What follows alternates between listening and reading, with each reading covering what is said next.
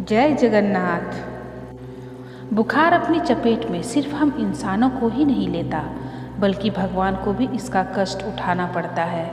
साल में एक बार ही सही, लेकिन इसका शिकार तो भगवान भी होते हैं। हाँ, आपको जानकर आश्चर्य हुआ होगा, लेकिन आपको बता दें कि जगन्नाथ स्वामी जो पूरी दुनिया को रोगों से मुक्ति दिलाते हैं, वे स्वयं हर साल ज्येष्ठ मास की स्नान पूर्णिमा के दिन बीमार पड़ जाते हैं। वो भी अपने भक्तों की तरह बीमार होते हैं और उनका भी इलाज किया जाता है। उनको दवाई के रूप में काढ़ा देते हैं। भगवान जगन्नाथ पूर्णिमा के दिन से 15 दिनों तक आराम करते हैं और अपने भक्तों को दर्शन नहीं देते। इसी कारण से भगवान जगन्नाथ के कपाट इन 15 दिनों तक बंद रहते हैं। इस दौरान भगवान जगन्नाथ को फलों का रस, औषधि एवं दलिया का भोग लगाया जाता है। जब भगवान जगन्नाथ स्वस्थ हो जाते हैं तो वे अपने भक्तों से मिलने के लिए रथ पर सवार होकर आते हैं, जिसे जग प्रसिद्ध रथ यात्रा कहा जाता है। यह रथ यात्रा हर वर्ष आषाढ़ मास की शुक्ल पक्ष की द्वितीय तिथि को निकलती है।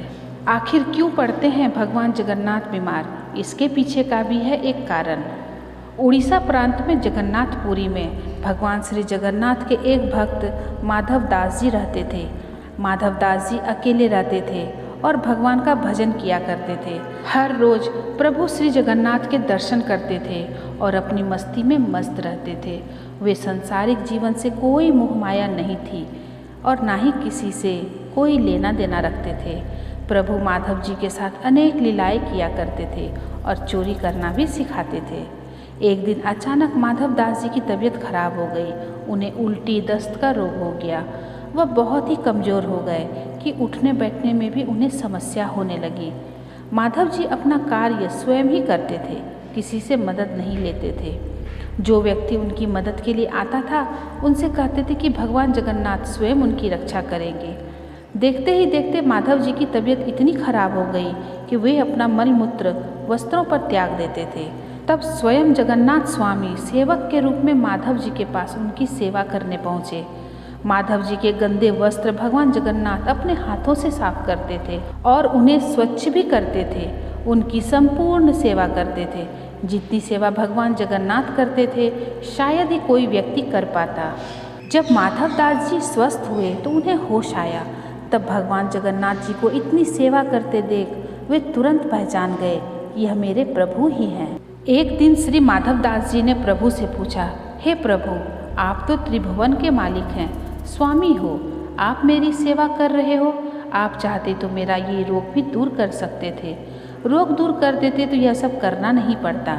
तब जगन्नाथ स्वामी ने कहा, देखो माधव, मुझसे भक्तों का कष्ट नहीं सहा जाता, इसी कारण तुम्हारी सेवा मैंने स्वयं की।